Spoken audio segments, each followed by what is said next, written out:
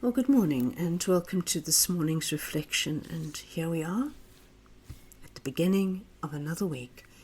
And as we move towards Holy Week, I hope that you have had a restful weekend.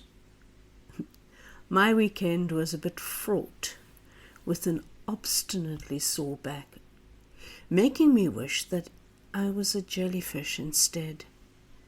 I can just imagine gliding through the ocean gently. No stress, just stinging those people who get in my way. No, not really. For I'm not a jellyfish, and I'm a human being, and a human being with troublesome bones, and like all human beings, we have sore bones and we have other normal human issues. If you're a human being, as most of you are listening are, I would imagine, you are going to face difficulties. And acceptance of that is one of the first steps towards contentment. For life can be messy. And much of our difficulty in life, for some of us, may be found in the work that we do. And sometimes this work, which might be dull or frustrating, gets in the way of what we really want. It often seems that work can be a source of so many headaches. Work can exhaust us.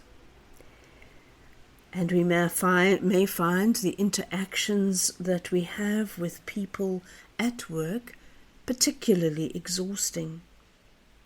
And so there come times when we just long for a place of rest from work.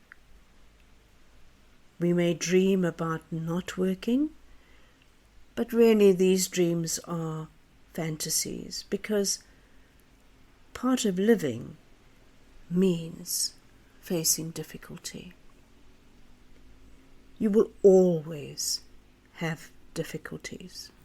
They may change in nature through life, but they will always be there. So we need to learn to work with our difficulties and not against them. We need to learn to see our difficulties not as obstacles, but as challenges. To see them as opportunities to grow. Do not let your difficulties define you. Through the difficulties that you and I both have, we grow. We grow, and we increase our capacity to cope with life. I've just been watching my 13-month-old grandson trying to stand. And so that is his difficulty. He can't get his chubby little legs to work the way he wants them to. And so he loses his balance and he falls back onto his bottom. But with every failed attempt, that balance improves. And through utter determination, of course, he will stand and he will walk. But the effort must go into it before the achievement is realized. And sometimes then the difficulties in our lives, both at work and at home, are like that. We just have to be determined to work with them in order to achieve what God is calling us to achieve. And yes, work can indeed be a source of difficulty because it's hard to make a living. Work may be tedious and the people we work with may be trying. But the challenge is to make work work for us. The more negative we are about work and the more we see it as a burden, the more it will drag us down and suck the life out of us. And so we have to accept that we are called to work. We've been working since the beginning of time.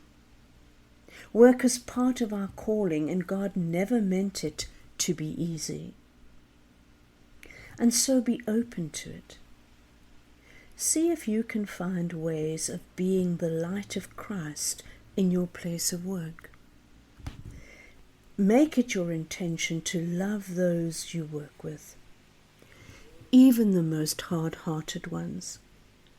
Love them with a genuine desire to see them achieve what is good for them.